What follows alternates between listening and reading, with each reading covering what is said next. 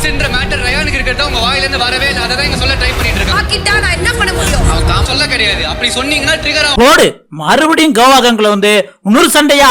நேத்து தான் சௌந்தர்யாக்கும் ஜாக்லினுக்கும் நடந்தது. இப்ப ஜாக்லினுக்கும் ரயானுக்குமா? ஆக்சுவலி இந்த பிரச்சனை எப்படி ஆரம்பிச்சது அப்படின்னு பாத்தீங்கன்னா, காலையில பவித்ரா தானே கிச்சன் டீம். ஜாக்லினும் மத்த கண்டஸ்டன்ஸும் சுகர் கேட்டப்ப அவங்க தரல. அதுல கேப்டன்ட்ட வந்து ஜாக்லின் கம்ப்ளைண்ட் பண்றாங்க. அப்ப போன வாரம் நான் கேப்டனா இருந்தப்ப வந்து இந்த மாதிரி சுகர்லாம் கேட்டா நான் கொடுத்தேன் அப்படிங்கிற மாதிரி சொல்றாங்க. அதுல என்ன சொன்னாங்க அப்படின்னு பாத்தீங்கன்னா, போன வாரம் எமர்ஜென்சிக்கு வந்து தீபக் சாரோட வயிறு சரியில்லை, 2-3 டைம் பாத்ரூம் போயிட்டாங்க, ஃப்ளூயிட்ஸா இருக்கு, அதனால வந்து சுகர் கொடுங்கன்ன உடனே நானே சுகரும் உப்பும் போட்டு நானே கொடுத்தேன். அதுக்கப்புறம் ரயானுக்கும் அந்த மாதிரி இருக்கு அப்படின்ட்டு வந்து காமெடியா கேட்டான். நான் வந்து அதை யோசிக்காம கொடுத்தேன் அப்படின்ட்டு வந்து ஒரு எக்ஸாம்பிள் சொல்லியிருப்பாங்க. அது இங்க என்ன பிரச்சனை அப்படின்னம்னா, அன்னைக்கு நடந்ததுல அது பிரச்சனை கிடையாது. இன்னைக்கு ஜாக்லின் 2 டைம் இதை பத்தி பேசுறாங்க. ஃபர்ஸ்ட் டைம் என்ன பேசுறாங்க அப்படின்னு பாத்தீங்கன்னா, இந்த மாதிரி வந்து தீபக் சாருக்கு வந்து ஃப்ளூயிட்ஸா போச்சு. அதுக்கப்புறம் வந்து ரயானும் வந்து ஒரு மாதிரி காமெடியா கேட்டான், நானும் வந்து அவனுக்கு அது பிரச்சனை இருக்கும்னு கொடுத்துட்டேன் அப்படிங்கிற மாதிரி சொல்லுவாங்க. இந்த இடத்துல ரயான் கவனிச்சுக்கிட்டே இருந்தது. ஏன் ஜாக்லின், எனக்கு அப்படி போனது உங்களுக்கு காமெடியா இருந்ததா?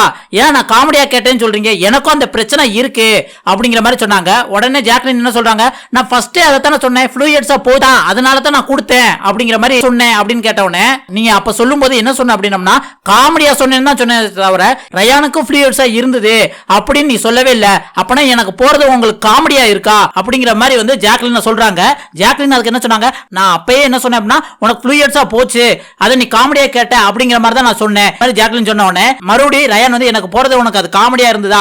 இல்ல, நீ எனக்கு போன ஃப்ளூயிட்ஸ்னே சொல்லல அந்த இடத்துல அப்படின்னு உடனே ஜாக்லின் என்ன சொல்றாங்க அப்படின்னு பாத்தீங்கன்னா, எப்பா நான் ஒன்னு சொன்னா அதை நீ வேற மாதிரி திருச்சு வேற மாதிரி காமிச்சிடுற அப்படின்ட்டு பயங்கரமா ஜாக்லின் கோவப்படுறாங்க. அந்த இடத்துல ஜெஃப்ரியும் நின்னு அதை கேட்டுட்டு சொல்றான். ஜெஃப்ரி அந்த கான்வர்சேஷன் நடக்கிறப்ப இருந்ததுனால ஜெஃப்ரி அந்த இடத்துல சொல்றான், ஜாக்லின் வந்து என்ன கேட்டாங்க அப்படின்னா, அவன் வந்து காமெடியா கேட்டான் அப்படின்னு தான் சொன்னாங்க தவிர ஃப்ளூயிட்ஸ் அந்த வார்த்தை யூஸ் பண்ணல அப்படிங்கிற மாதிரி வந்து பிரச்சனையை கொண்டு போறாங்க.